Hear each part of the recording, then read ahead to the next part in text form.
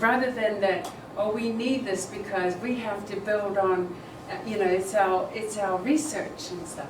But at the end of the day, if the community can use that research, if they can say, wow, this is going to be so exciting, that is where the research becomes so favorable, because it's something that the community has always wanted. It also gives you the opportunity to create a relationship that is before, during, and after. Because one day, whether you've gone to that community, you'll always have the opportunity to be as part of a family. Like Linda, she goes back and forth to Atlant, she goes to Yukon, to the Northwest. Everybody knows her. And so, but it's creating that trust. She's used and knows the communities, and she has that cultural guide. She doesn't just go to say, I want to ask these questions. She's had the relationship for years. And we can do that. It takes a while to build these relationships up. I don't know a lot of people like Linda does in Atlant and all those other places that I've never been to. But I do know our area and, Prince George and that. But that's why I use Kaupapa Māori research. The other thing that Linda talks about is to be kind and not to be, she uses the word be careful, and I'll just say this in translation because I'm trying to think, how do I translate that in English? But as she says, kia tūpato. Kia tūpato means be careful when you're going in there. In other words, she would say, koe takahi te manawa o nā tāngata. So don't trample on people's strengths, on people's, and take advantage. And also, one of the key things that she says to be always host your people, whether you're the visitor, whether you to find ways to reciprocate back, and also not to boast. This big thing of like, yes, I know I've done this, I know, been there, done that, and so on and so forth. And it's, in other words, it's not to belittle the people that you're interviewing's knowledge. Don't trample on their knowledge. So that is why I use the Kaupapa Māori research approach. And the other part to that was the Māori-centered research approach. The reason why I use that is because I understand Māori, I understand the language, I understand the depth of the knowledge, so when people that I am interviewing talks to me, I can talk back in the language and I can get the sense of, okay, so what you really mean to say is, and then start to translate that. And so it's done for the people, by the people, with the people. And that's the importance of this Māori-centered research approach, is because it is at the heart of the people, of the communities, and the best interest for the community.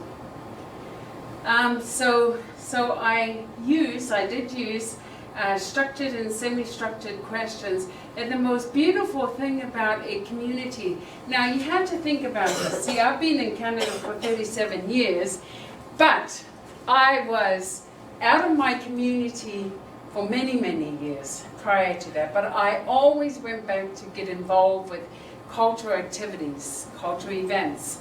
I always went back to do that. But it's not the same. So even when I went back, I'm sort of seen as the insider, outsider.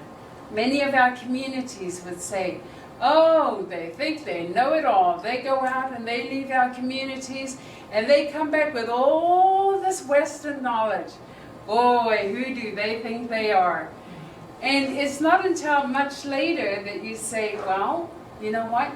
This is what I still maintain though.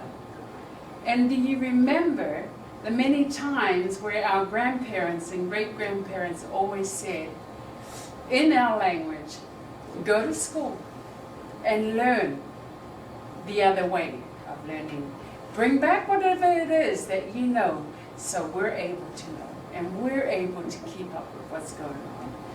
And so we did that. So that was another way of saying, yeah, that's right, I have been away for a long time. I do come back, but it is not the same as when I was living there and growing up and doing everything that culturally and being involved with funerals and you know, and being there to cry, being there to laugh, being there to celebrate everything that goes on in the community.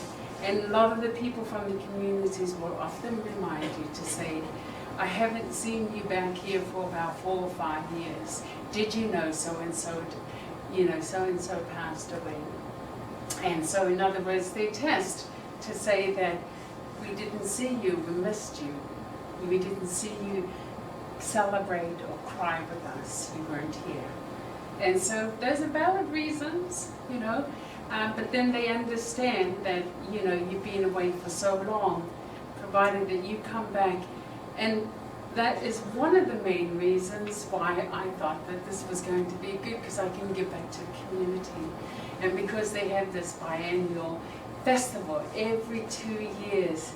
And so I said, well, that's, you know, that's what I want to give back.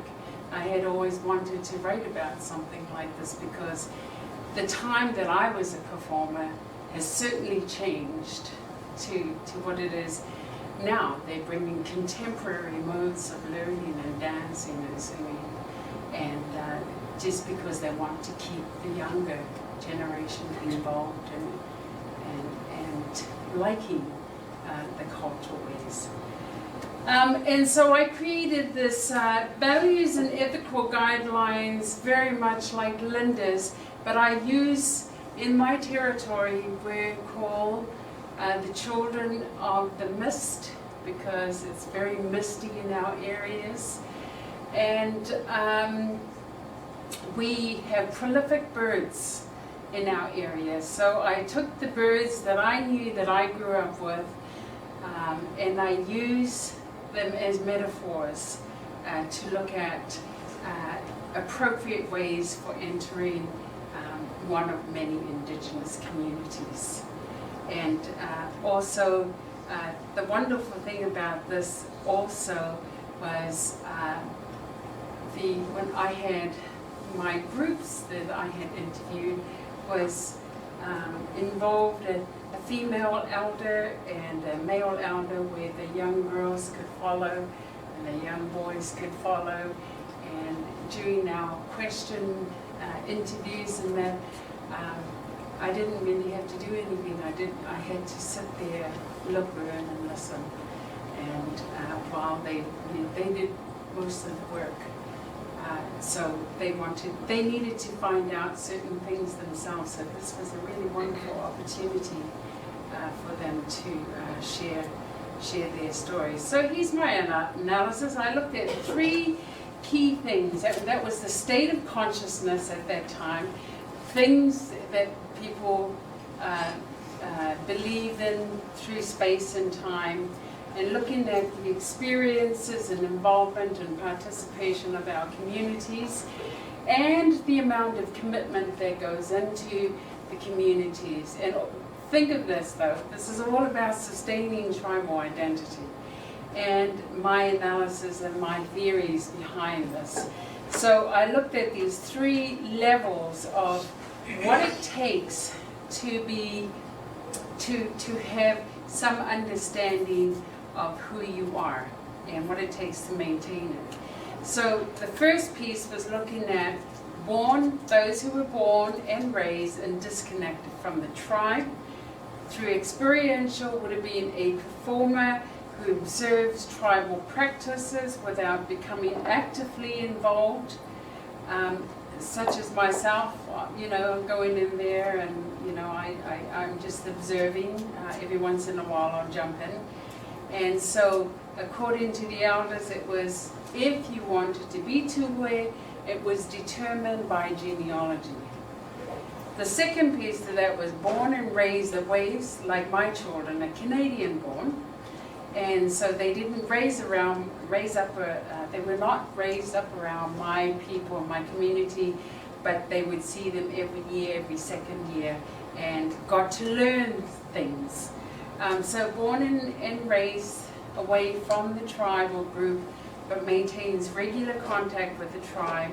Also through experience, involvement and participation and commitment, was a leader who participates in tribal practices but does not generally question the processes. And those are really key things, whether you just say, yeah, that's great, that's really good, and you don't question those sort of things, you're not going to really thrive, because you're going to leave it at this point with, well, we don't need to ask questions, but I'm sure it'll be fine. And so through that was being two ways determined by how you acknowledged, the tribal group, and also born and raised within the tribe, an activist who challenges tribal practices with the intention of tribal development. So, if you do get involved, of course you're going to find out the importance of how do we develop as a peoples? How do we develop, because the other key thing to this is that for us as Indigenous peoples, it's important that we know who we are. It's important that we understand who we are, where we came from, where we're at today, and what are we going to do tomorrow. We're not going to be around forever, but what legacy are we going to leave behind? And that is, again, the importance of having that input. You want changes, having that input. So I looked at also sustaining tribal identity and looking at it through the individual development, a time to reflect, to go back and think about the importance of what it means to be a tribal member, or what it means to be you. Reclaiming what it is through our existing knowledge or peripheral learning as we got older.